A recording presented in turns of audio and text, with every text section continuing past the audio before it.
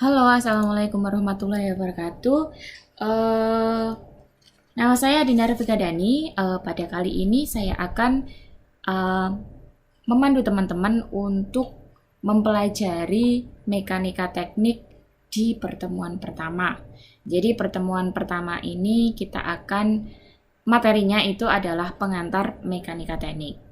Oke, langsung saja ya. Kita masuk ke slide kedua. Oke, arsitektur menurut Vitruvius di bukunya The Art of Building itu arsitektur itu terbagi menjadi 3 elemen, yaitu firmitas, utilitas, dan venusitas. Di mana firmitas itu merupakan artinya itu firmitas itu tentang berhubungan dengan kekuatan. Sedangkan utilitas itu hubungannya dengan fungsi. Kalau venusitas hubungannya dengan keindahan. Di mana di antara ketiganya ini saling berhubungan. Tidak bisa satu aja, misalkan arsitektur itu cuma venusitas saja tanpa utilitas atau tanpa firmitas.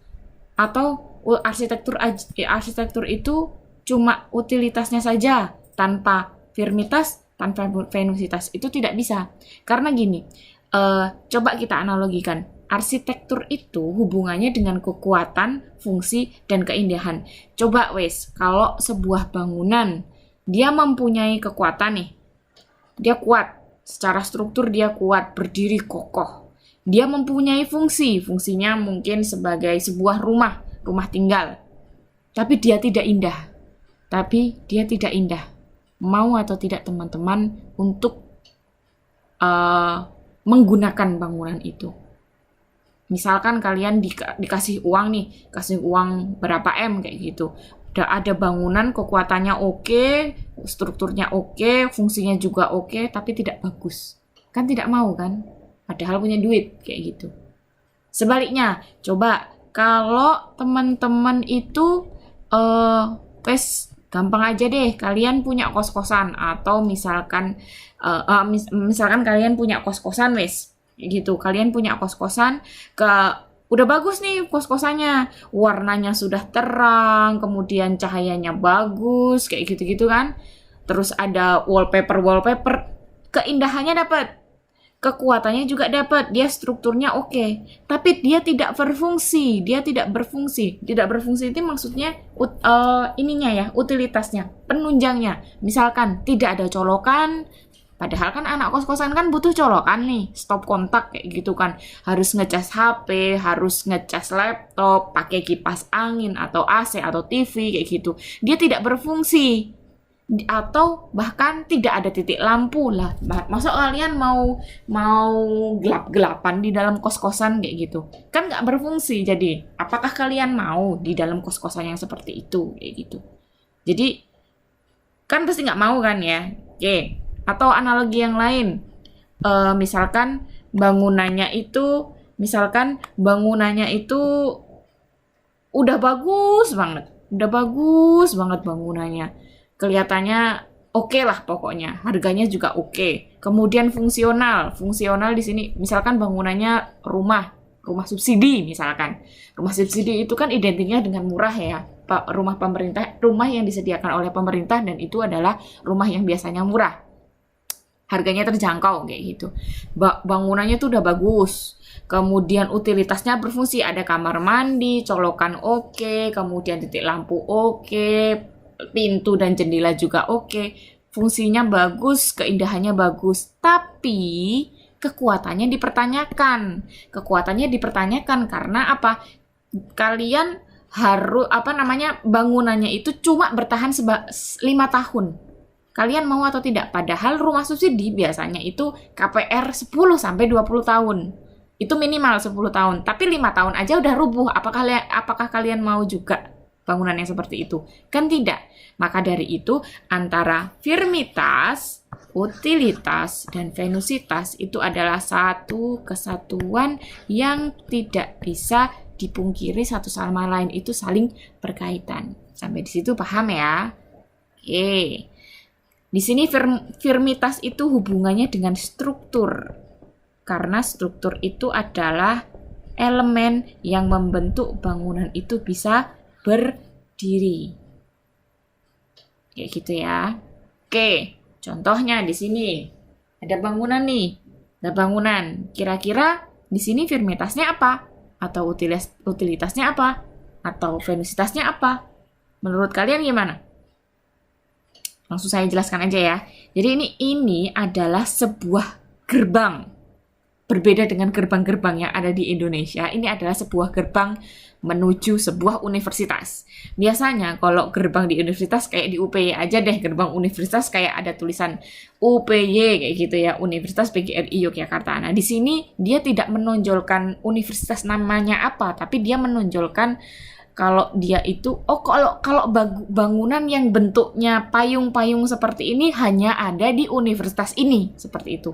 Maka dari itu, poin venusitas kan berarti dia dapat, karena bangunan ini point of interest, atau membuat orang-orang itu ngeh, atau membuat orang-orang itu paham kalau hanya bangunan ini yang ada di universitas ini. Kemudian utilitasnya di mana? Utilitasnya itu ada di, dia punya fungsinya apa? Fungsinya dia sebagai gerbang. Dia sebagai gerbang masuk univ. Dia sebagai gerbang masuk universitas, kayak gitu loh. Jadi ini adalah akses utama. Kalau kalian masuk ke area yang sangat besar biasanya, dan ini namanya boulevard. Nanti kalian akan mempelajari nama-nama jalan. Jadi di sini ini adalah area penghijauan, di sini area penghijauan, kemudian ini adalah akses utama. Akses utama orang-orang untuk masuk ke dalam melewati gerbang namanya adalah boulevard. Nah, fungsinya dari bangunan ini adalah sebagai boulevard atau gerbang masuk sebuah wilayah, atau kalau di sini konteksnya adalah universitas. Oke, sekarang firmitasnya. Firmitasnya tadi kan struktur. Apa yang membuat bangunan itu berdiri? Struktur ini, ya strukturnya ya berarti yang membuat bangunan ini berdiri ya ini toh. Struktur ini, struktur tegak. 1, 2, 3, 4. Yang membuat payung-payung ini bisa berdiri. Diperkuat dengan ini, ada baja lagi. Ada baja yang bisa membuat, kemudian ditarik dengan, nih ada kabel yang ditarik ke pondasi-pondasi. Ini pondasi. Seperti itu. Jadi, dalam sebuah arsitektur, itu pasti ada firmitas, utilitas, atau venusitasnya. Kalau tidak ada, atau di antara ketiganya ini salah satunya tidak ada, berarti komponen arsitekturnya itu tidak sempurna. Begitu ya. Oke. Nah, sekarang apa sih kaitannya antara arsitektur kemudian dengan mekanika? Kok jauh banget sih antara kita ngomongnya dari arsitektur tuh harus ditarik ke firmitas, utilitas, venusitas. Karena mekanika itu hubungannya sangat erat dengan yang namanya dengan struktur. Nah, kita lanjut ke mekanika di sini. Nah, mekanika sendiri itu adalah ilmu dasar yang mempelajari perubahan yang perlu diantisipasi oleh sebuah struktur bangunan atas gaya-gaya dan beban-beban yang bekerja pada bangunan tersebut. Jadi, mekanika itu yang dipelajari itu adalah sesuatu yang ada di dalam struktur. Karena struktur itu sesuatu yang masif. Sesuatu yang masif itu mempunyai gaya, mempunyai beban. Nah, itu yang akan kita pelajari di mekanika ini. Nah, komponen apa aja yang akan kita pelajari itu komponen elemen strukturnya itu apa? Elemen strukturnya nanti ini akan berkaitan juga dengan SKB. SKB itu struktur konstruksi bangunan. Kemudian berkaitan juga dengan mata kuliah teknologi bangunan. Ini mekanika hubungannya dengan dua mata kuliah ini ya. Nah, di sini yang akan kita pelajari di semester semester ini itu adalah elemen struktur, kemudian gaya dan keseimbangan, kemudian ada momen dan keseimbangan momen, kemudian ada pembebanan dan distribusinya, kemudian juga ada gaya internal. Di sini memang akan ada mekanika atau struktur itu pasti akan ada perhitungannya, tapi nanti jangan khawatir, pasti akan Bu Dinda ajarkan pelan-pelan kok. Kalau kalian belum paham, nanti akan saya ajarkan. Oke, lanjut. Nah, ini tadi sudah saya jelaskan ya. Mekanika adalah bla bla bla bla bla, hubungannya dengan mata kuliah teknologi bangunan dan SKB. Oke, lanjut lagi. Nah, dalam mempelajari perilaku struktur pada mata kuliah ini, hal-hal yang perlu kita perhatikan atau hal-hal yang penting itu adalah tentang stabilitas struktur, keseimbangan, dan kompabilitas. Ini semuanya juga akan kita pelajari bahwa stabilitas struktur itu adalah, kalau stabil berarti kan tidak bergerak, stabil. Kanan 0 berarti kiri juga harus 0 karena harus stabil. Kemudian keseimbangan gaya di mana bangunan itu harus seimbang, gayanya juga harus seimbang. Kalau kanan 10 ya kiri juga harus 10, kayak gitu. Kemudian kompabilitas. Kompabilitas itu tuh nanti komponen-komponennya atau jenis-jenis tumpuannya. Nanti akan kita pelajari lebih dalam. Ini cuma pengantarnya aja ya, jadi jangan khawatir. Terus, nah ini mekanika teknik itu terbagi menjadi terbagi menjadi 3 ilmu gaya, yaitu ada statika, kinematika, dan dinamika. Kalau statika itu hubungannya dengan keseimbangan gaya, kalau kinematika itu hubungannya kalau mempelajari gerak, dia ilmu yang mempelajari gerak tapi tidak memperhatikan penyebab geraknya. Tapi kalau dinamika itu ilmu yang mempelajari gerak dan penyebab gerak tersebut. Tapi di sini kita hanya fokus di statikanya saja. Gitu. Nah, ini kalau perhitungan statika hubungannya dengan perhitungan stabilitas seperti yang tadi sudah dijelaskan, harus stabil. Kemudian perhitungan dimensi, ini nanti tidak di semester ini ya. Kalau perhitungan dimensi nanti akan lebih diajarkan di SKB semester 2, kemudian perhitungan kekuatan itu juga di semester 2, kemudian perhitungan kontrol. Di sini stabilitas dan perhitungan kontrol itu yang akan kita pelajari di 1 semester ini. Nah, gambarannya itu nanti yang akan kita pelajari itu seperti ini. Fungsi dan peranan mekanika terstruktur, apakah sebuah bangunan itu stabil atau aman nih. Kan kayak gini nih, ada cantilever nih, ada bagian atas bangunan itu yang menonjol, tapi di sini tidak ada penahan. Tidak ada penahan di sini. Dari sini, dari atas sini ke bawah sini tidak ada penahannya. Lah, bangunan ini apakah stabil atau enggak? Aman atau enggak? Kalian kalau berdiri di lantai 2 seperti ini, kalau kalian loncat-loncat, strukturnya tetap diam atau bergerak, stabil atau aman tidak, kayak gitu. Atau orangnya banyak nih di sini, nggak cuma satu, banyak di sini, kalian ramean kayak gitu, tiba-tiba bisa ditapak, bisa rusak atau enggak, atau patah atau tidak, kayak gitu. Itu yang akan kita pelajari.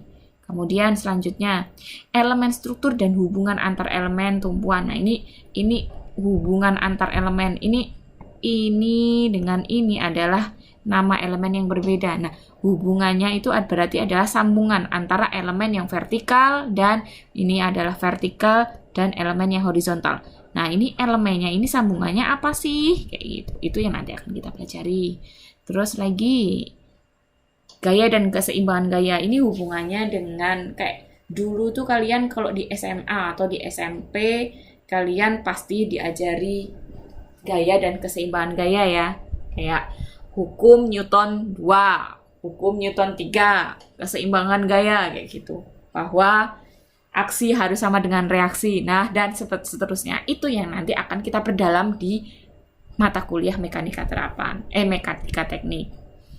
Kemudian momen dan gaya. Ini masih berkaitan dengan yang gaya tadi. Kemudian gaya internal struktur, di mana bagian di struktur itu mana yang termasuk ke dalam gaya tarik, mana yang termasuk gaya tekan. Itu juga nanti akan kita pelajari. Terus gaya internal struktur itu masih sama. Nah, pembebanan distribusi. Misalkan contohnya ada kolom nih, kolom tiang, wes kalian belum paham kolom, berarti di sini saya ngomongnya tiang saja. Ada tiang, kemudian ada portal, ada beban, kalian jalan di sini. Nah, beban kalian itu lanjutnya kemana? Ke kanan, atau ke kiri, atau ke bawah. Kalau ke bawah, berarti apakah langsung patah ke bawah, atau disambungkan ke kanan dan ke kiri? Atau kalau misalkan ada tembok seperti ini, tembok kan punya beban nih. Nah, temboknya posisinya ada di kanan seperti ini, ada di kanan. Apakah ada beban yang disalurkan ke kanan juga? Ke kiri juga? Apa semuanya beban ini masuk ke kiri? Ke kanan. Maaf. Saya ulangi. Apakah beban dinding ini semuanya itu mengarah ke kolom B, atau ada juga yang diarahkan ke kolom A, kayak gitu. Itu yang juga nanti akan kita pelajari karena ini hubungannya dengan distribusi beban. Kemudian sentroid atau pusat berat. Nah, di sini digambarkan dengan bangunan tapi dia tidak simetris, atau bangunannya itu miring tapi kok dia tetap bisa kokoh ya. Kenapa? Karena dia punya pusat berat. Dia punya pusat berat yang nanti akan membuat bangunan ini seimbang dan dia tetap kokoh. Nah, ini juga nanti akan kita pelajari. Pusat berat di sebuah benda atau di sebuah bangunan, itu posisinya ada di mana? Itu kita juga akan pelajari. Kemudian inersia atau radius girasi, ini adalah pengaruh sebuah penampang struktur itu kekuatannya kayak gimana. Kalau dia melintir atau dia posisinya cuma berdiri saja atau vertikal saja, itu juga nanti akan kita pelajari. Seperti itu. Ada 8 poin yang nanti akan kita pelajari selama 1 semester. Kita akan bagi-bagi pelan-pelan. Nanti kalau belum paham, bilang saja, nanti akan saya ajarkan. Ini agak hitungan, jadi tolong diperhatikan di beberapa pertemuan yang memang harus lebih sabar. Karena perhitungan di mana-mana juga memang harus lebih teliti dan sabar ya. Tapi nanti jangan ragu, ini perhitungannya gampang kok. Nanti akan saya ajarkan pelan-pelan.